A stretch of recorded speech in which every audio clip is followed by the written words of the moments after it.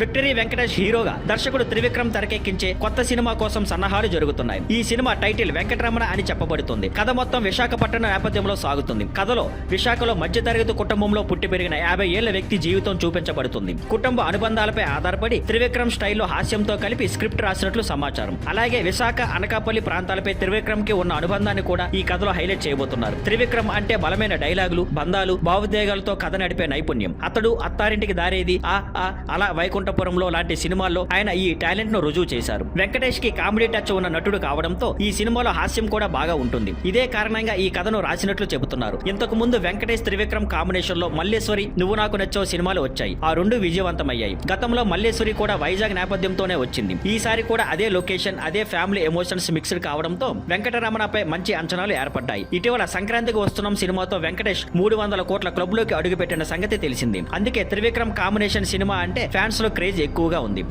Thank you for watching. Please like, share and subscribe.